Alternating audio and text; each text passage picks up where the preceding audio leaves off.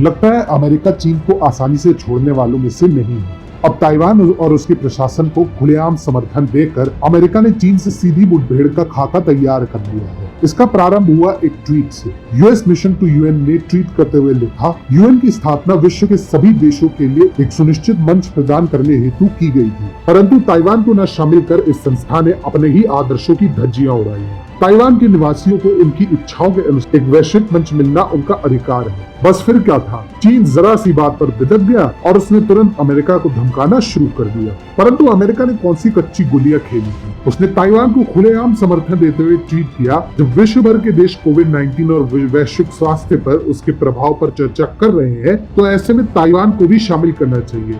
आखिर क्या कारण है कि जिस चीन को 2017 तक ताइवान के WHO में बतौर ऑब्जर्वर होने से कोई परेशानी नहीं थी, उसके सुर अचानक से कैसे बदल गए? इन ट्वीट से स्पष्ट पता चलता है कि अमेरिका अब खुलेआम चीन से दो हाथ करने के लिए तैयार है और इस अभियान में वह अकेला नहीं है। ऑस्ट्रेलिया ने भी हाल ही में चीन को आंखें दिखाते हुए WHO में ताइवान की वापसी की मांग की है। चीन को शायद इससे मुंहतोड़ जवाब पहले कभी नहीं मिला होगा। हालांकि ये पहली बार नहीं है जब अमेरिका ने चीन को वुहान वायरस के माध्यम से वैश्विक प्रशासन एवं अर्थव्यवस्था को नुकसान पहुंचाने हेतु आड़े हाथों लिया हो। इससे पहले ये दोनों देश मिलकर एक हफ्ते पूर्व दक्षिण चीन सागर में युद्धाभ्यास भी कर चुके हैं। इस युद्धाभ्यास में 3 अमेरिकी और 1 ऑस्ट्रेलिया के जंगी जहाज ने हिस्सा लिया था। अमेरिका ने चीन को धमकी जारी करते हुए कहा था कि दक्षिण चीन सागर में उसकी तानाशाही नहीं चलेगी।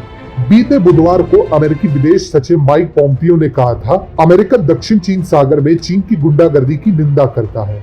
हम चीन द्वारा ताइवान पर दबाव बनाने और वियतनाम की वेसल्स को निशाना बनाने की भी निंदा करते हैं। इतना ही नहीं, कुछ दिन पहले अमेरिकी सांसद टेड क्रूज ट्विटर अकाउंट के माध्यम से बता रहे थे कि वे कैसे चीनी अफसरों और राजनयिकों को वुहान वायरस से संबंधित जानकारी छुपाने के अपराध में ending Chinese medical censorship and cover up act 2020 के अंतर्गत ऐसे चीनी अफसरों पर कड़ी से कड़ी कार्रवाई करने का प्रावधान रखे।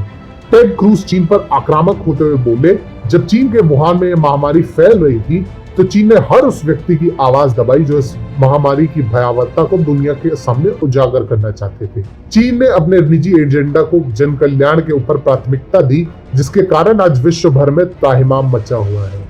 यदि आज चीन ने जिम्मेदारी से काम किया होता तो आज वुहान वायरस इतनी बड़ी महामारी न बनता और लाखों लोगों के जीवन और उनकी रोजी रोटी को बचाया जा सकता था। जैसे पिछले कुछ हफ्तों में देख सकता हूँ, चीन सरकार का तानाशाही रवैया न केवल चीन के लिए, अब तो अमेरिका के राष्ट्रीय सुरक्षा और उसके अर्थव्यवस्था के लिए और भी बड़ा खतरा है। जब सदन में दोबारा बैठक होगी तो इस विधेयक के जरिए मैं ऐसे चीनी अफसरों को आड़े हाथों लेना चाहता हूँ। जब से वुहान वायरस ने अमेरिका में अपने पांव पसारे हैं, तभी से अमेरिका चीन को कटघरे में लाने के लिए दिन रात एक किए जा रहा है।